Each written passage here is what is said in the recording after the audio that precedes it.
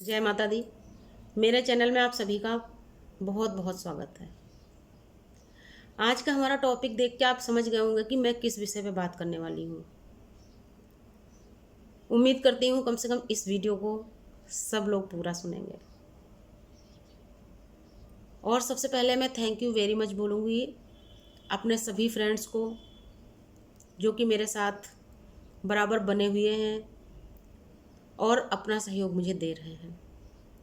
मेरे कुछ फ्रेंड्स तो इतने अच्छे हैं, कभी कभी किसी मजबूरी के कारण या दिक्कत के कारण या हमारे यहाँ हमारे पास जम्मू में केवल 2G नेट रहता है, तो नेट प्रॉब्लम के कारण उनकी वीडियो में मैं कई दिन नहीं पहुँच पाती हूँ।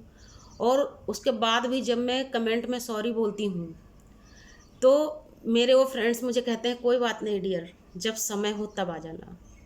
मेरे इतने अच्छे फ्रेंड हैं, तो उनको दिल से मैं थैंक यू वेरी मच बोलती हूँ। ऐसा नहीं कि मैं किसी की वीडियो देखना नहीं चाहती, मैं भी समय लगा के मैं कोशिश करती हूँ सभी की वीडियो वॉच करने की, लेकिन कभी भी किसी की वीडियो आधी नहीं छोड़ती। और जो अगर किसी दिन नेट प्रॉब्लम के कारण वीडियो आधी रह जाती है तो मैं क्लियर शब्दों में लिखती हूँ कि नेट प्रॉब्लम के कारण आज इतने मिनट देख करके मैं छोड़ रही हूँ। और कमेंट में सबकी वीडियो पे बहुत छोटा सा इसलिए करती हूँ क्योंकि जब 2G नेटवर्क हमारे यहाँ है तो आप ज़रा सोच के देखिए 2G नेट कितना होता है। और इतने स्लो नेटवर्क में अगर ज़्यादा लॉन्ग कमेंट करते हैं तो वो स्पैम हो जाता है। इस वजह से मैं किसी की वीडियो में बहुत छोटा सा कमेंट करती हूँ। एक दो लोगों को बुरा लगा, उन्हें लगा कि उनकी वीडियो फुल वॉच नहीं करी, तो उन्होंने कमेंट किया कि कम से कम आधी देख लीजिए, 2 मिनट आपने देखी। आप कैसे अंदाज़ा लगा सकते किसी ने 2 मिनट देखी है? कुछ लोग तो ऐसे भी हैं कमेंट बहुत लॉन्ग कर देते हैं, उनका कमेंट स्पैम होता है। लेकिन स्पैम होने का मतलब सिर्फ ये नहीं है कि उन्होंने आपकी वीडियो देखी ही नहीं। स्पैम कमेंट कभी कभी नेटवर्क की दिक्कत से भी होता है, लेकिन जिनके कमेंट हमेशा ही स्पैम रहे उनके बारे में क्या राय है? खैर कोई बात नहीं। आज का हमारा टॉपिक है कि जिन लोगों को पथरी हुई है, अभी है प्रेजेंट टाइम में या इन फ्यूचर कभी हो चुकी है, उनको लोगों को किन चीज़ों से सावधानी बरतनी चाहिए, उन्हें क्या चीज़ें नहीं खानी चाहिए। क्योंकि मेरे पास में किसी की रिक्वेस्ट थी कि इस टॉपिक पर एक वीडियो बनाइएगा कि पथरी में क्या खाएं क्या नहीं खाएं। तो मैं आज आपको एकदम रियल बता रही हूँ और एक एक बात आपको मैं सही बता रही हूँ। आप किसी से पूछ के देख लीजिएगा या आजमा के देख लीजिएगा, क्योंकि मैं खुद इसकी भुक्तभोगी हूँ। मैं अपने वीडियो में आपको बता चुकी हूँ कि मुझे 2 साल के अंदर, अभी से 2 साल पहले 2 साल के अंदर मुझे 3 बार पथरी हुई थी, लेकिन तीनों बार अपनी सावधानी और थोड़े धैर्य से मैं बिना ऑपरेशन के पथरी अपनी गला के इस परेशानी से बाहर निकल गई, ऑपरेशन वाली से। क्योंकि उस दौरान हम कानपुर में रहते थे, मेरे हस्बैंड की जॉब कानपुर में थी, पोस्टिंग, तो वहाँ का पानी जो है, वहाँ पे पानी में कुछ दिक्कत है और इस वजह से वहाँ पे अक्सर लोगों को पथरी हो जाती है।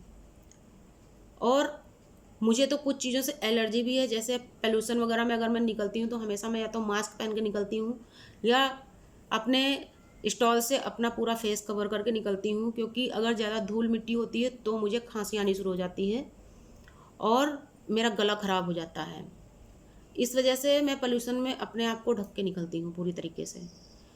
तो जो मैंने वहाँ पे पानी पिया वो तो पोल्यूशन पानी था, तो उस वजह से मुझे ये प्रॉब्लम हुई। और उस दौरान जो मैंने सावधानियां बरती, जो मुझे डॉक्टर ने बताया, मैं वो आपको बता रही हूँ। जिन लोगों को पथरी है या इन फ्यूचर कभी भी हुई है, वो टमाटर से दूरी बना लें पूरी तरीके से। टमाटर, ध्यान से सुनिएगा, टमाटर, पालक और सॉरी बोलने में थोड़ा सा मैं भूल गई, टमाटर, पालक, बैंगन, उड़द की दाल, ये कुछ ऐसी चीज़ें हैं जिनसे आप बिल्कुल दूरी बना लीजिए। हालांकि जब मेरी पथरी ठीक हुई मुझे डॉक्टर ने बोला था अब आपको कोई परहेज करने की ज़रूरत नहीं है, बहुत ज़्यादा मात्रा में नहीं, लेकिन हाँ नॉर्मल मात्रा में आप चाहें तो ये सारी चीज़ें खा सकती हैं।